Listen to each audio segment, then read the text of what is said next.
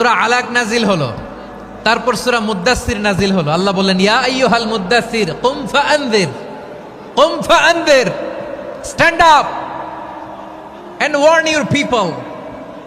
বিশ্বনবী ওহির ভার সহ্য করতে না পেরে কাঁপুনি এসে গেল, শীত লাগছিল, তিনি চাদর গায়ে দিলেন। আল্লাহ বললেন, ইয়া আইয়ুহাল মুদ্দাসসির, হে চাদরওয়ালা, কুম ফাআনযির, স্ট্যান্ড আপ, ফাআনযির, ওয়ার্ন করো, সতর্ক করো। সুবহানাল্লাহ। ওই যে বিশ্বনবী স্ট্যান্ড আপ, দাঁড়ালেন আর সতর্ক শুরু করলেন, এন্তেকালের আগ পর্যন্ত আর বসতে পারেন নাই। ওই যে দাঁড়ালেন, দাঁড়িয়েই রইলেন, উম্মাকে সতর্ক করেই গেলেন, করতেই থাকলেন। আওয়াজ করে পড়েন আল্লাহু আকবার।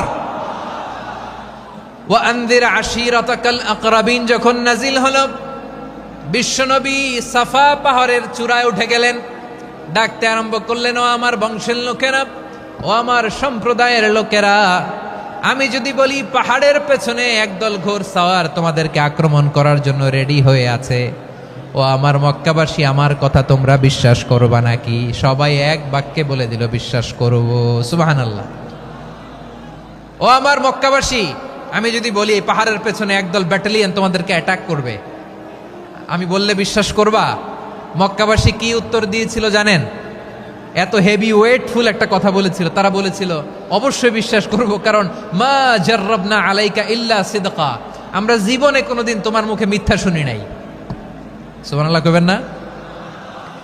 ও মিয়া, যে এলাকায় আপনি জন্মগ্রহণ করলেন, আপনার শৈশব, কৈশোর, আপনার তারুণ্য, আপনার যৌবন যেখানে কাটালেন, ওই এলাকার লোকেরা যদি এক বাক্যে বলে তুমি যা বলবা তাই বিশ্বাস করব, কারণ তোমারে তো মিথ্যা কইতে শুনি নাই।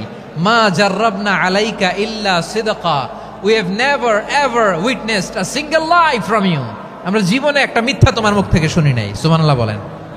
দেখেন, এই কথার মাধ্যমে এক বাক্যে বিগত 40 বছরের সার্টিফিকেশন হয়ে গেছে। কথা বলেন ঠিক কিনা? বিগত 40 বছর আমার নবী মক্কায় কেমন লাইফ লিড করেছেন, এক বাক্যে সার্টিফিকেশন, মা জাররাবনা আলাইকা ইল্লা সিদকা। তখন বিশ্বনবী বললেন, ফাইন্নী নাযীরুল লাকুম বাইনা ইয়াদাই আযাবিন শাদীদ, যদি আমার কথা বিশ্বাস করো তাহলে জেনে রাখো, যদি মূর্তি পূজা আর এই শিরকি কর্মকাণ্ড ছেড়ে না দিয়ে এক আল্লাহর পথে ফিরে না আসো, কঠিন আযাব তোমাদের জন্য অপেক্ষা করছে। আওয়াজ করে পড়েন আল্লাহু আকবার। ফাইন্নী নাযীরুল লাকুম বাইনা ইয়াদাই আযাবিন শাদীদ, ভয়ঙ্করতম শাস্তি তোমাদের জন্য অপেক্ষা করেছে, আমি সেই শাস্তির সতর্কতা দিতে এসেছি।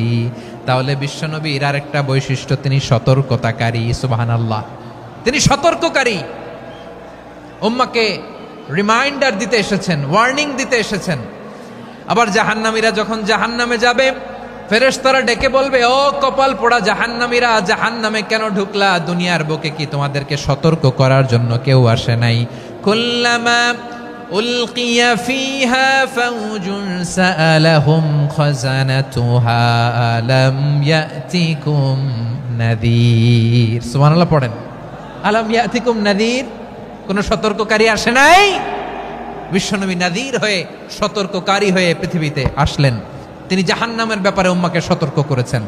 জান্নাতকে যেমনি তিনি চমকপ্রদভাবে উম্মার সামনে পোট্রে করেছেন, চিত্রায়িত করেছেন, ঠিক অনুরূপভাবে ভয়ঙ্কর জাহান্নামকেও তিনি এই উম্মার সামনে পোট্রে করেছেন।